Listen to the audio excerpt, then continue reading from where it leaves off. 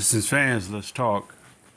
With the Pistons remaining of the salary that they have available, I believe it's around 26 million. I don't. I'm really unsure if that includes the lottery pick, the lottery selection, as well as Fontecchio or the contract extension. I believe that Fontecchio is still on the remaining of I guess, the player option or the team option. I don't know how that goes. And then if we were to sign an extension, it would kick in probably next year.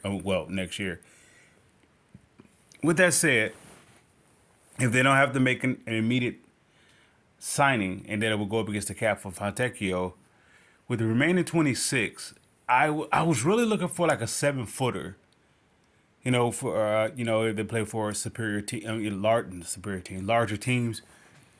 I was thinking that in the ways of that. However, I believe the Pistons could actually double down in two positions, two targets. If they possibly can split it, which I don't know if it's possible, you give 12 and 12 for you could say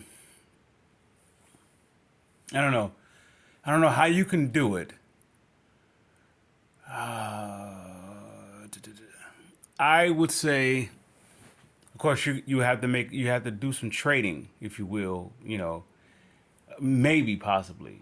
There's two targets. There's Gary Trent Jr. as well as Miles Bridges. Now, for an individual, somebody may say, well, you just brought in Tim Hardaway. You have Jaden Ivey. You have Sasser. Outside of that, what do you have? All right, you have Cade. All right.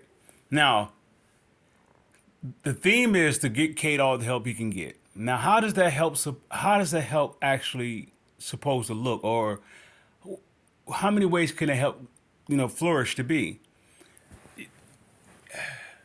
Well, those superior teams like Boston, for the likes of Denver, the top contender teams, you're gonna need like a 20-man roster to beat those teams, because the more likely their starters is just far superior than what your Pistons team is as a roster, and then let alone they have close to superstars, not all, definitely all stars coming off their bench and so forth and so on. Anyway, so I would double down with for the help of Cade.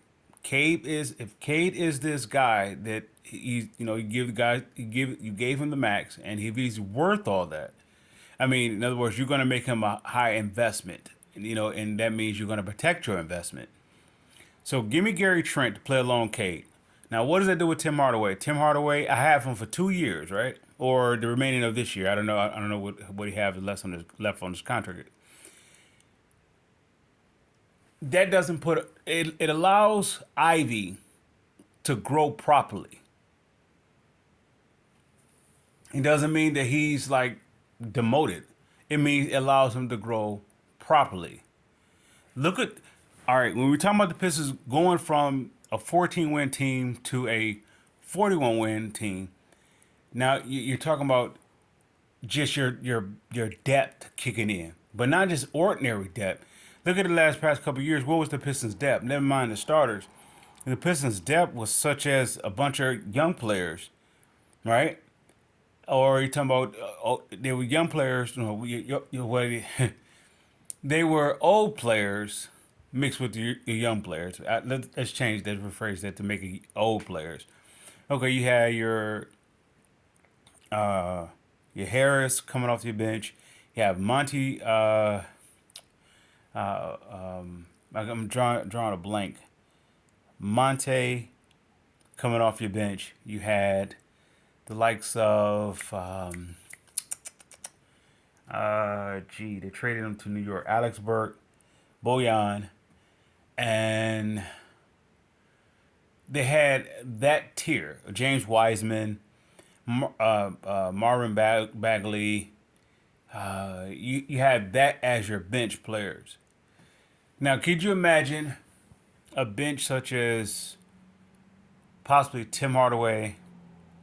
You either have Fontecchio coming off your bench with Asar, with Jay Ivey, with Holland, with Jason, with Isaiah Stewart, along with either Tobias Harris or Miles Bridges. Now I don't know if they will be possibly able to do this, but this is what I would try to do in some formal way. How I would sell it is the Pistons are only going to be good as in numbers, right? We don't have superstars here. We just have a potential all star. We don't have superstars. So how do you beat a juggernaut team? Do it like we always do it. We we changed the system. The Lakers, in any form, when they played against the Pistons, could not beat a 10 plus team, a 10 plus roster. They couldn't beat it. They could beat five. They can't beat 10. They could possibly beat seven, but they can't beat 10. All right, with that said, you will have, let's say you were to say Gary Trent, Cade in your backcourt. You can go any which way with your three position. You can go Fontecchio, you go Asar, or you go offense, defense. You can go shooting. You can go inside scoring. You can go any which way it go. And then at that fourth spot, that gives you a chance to allow Ron Holland to develop, unless he's ready to come in to contribute right away. It's not about who's not getting minutes, whatnot. It's about forming a unit. And I remember when the Pistons was coming out of hiatus from the Bad Boys, the Going to Work crew was just getting started and established. You had the likes of Chucky Atkins. Let's see, Chucky Atkins, Corliss Williamson, John Barry, and Zeljko Rabacha was your four main guys off your bench. Your starters was Michael Curry at your three, Cliff Robinson at your four, Ben Wallace, undersized Ben Wallace at your five, Dana Barrows at your one, and Stackhouse at your two for your scoring. So you pretty much had two, possibly three, in position of scoring. Of course, you could say this is a different league compared to now to then because it's more offensive compared to defensive. But then now you're flipping it. What's the best way to beat an offensive team such as the likes of any up and coming team, as well as contenders? You jump them. You remember how the Golden State Warriors jumped LeBron James? They jumped him. They went. How did they do it? They went and got Kevin Durant. They jumped. They couldn't beat him by himself, so they so they jumped him.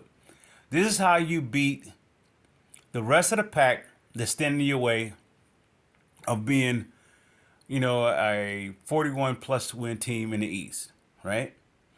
Being a 500 team in the East. So try to make a play to go at the Miles Bridges, unless somehow you able to get. I don't see Danny Ainge allowing Detroit to excel with a Laurie Marketing, or for the my guy was excuse me, pardon me, Kessler. Yeah, I don't see, and all the 7-footer centers or the stretch fives, they are that well is drawn up unless they're trading for somebody. So instead of you may be undersized at the big position for the likes of a Victor Wembanyama. However, you can get him tired. You can get him tired. You may be undersized, but you can get him tired. Okay. Now they still have your vet minimum.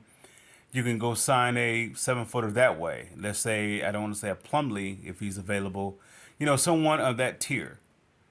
One of the Zeller brothers, something of the sort, a 7-footer in that regard. When you play in the likes of a taller lineup or a taller center, you have somebody to substitute. However, I'm looking for Duran to be a sprinter. I'm looking for him to be a sprinter. So, okay. Think about this for your team, though. You have Cade, Gary Trent. Let's say even if you went with Tobias at the three, you can go with Miles Bridges at the four, and you can go with Duran at the five. You're undersized, so to speak. However, you're not. That's tough to match up against. That's either way. You could say Detroit can be smaller, yet at the same time, that's tough for opposing team to go up against. I'm talking about spreading your team. I mean, spreading your offense. And then, okay, off your bench, you got Tim Hardaway, you have Ivy, you have Stewart. Now, we're saying, of course, there's no trades have taken place. You have Asar, you have Fontecchio. You're talking about you have depth upon depth. You have, no, not depth upon depth. You have versatility and possibility. You can throw it any which way that you want to do it according to the opposing team.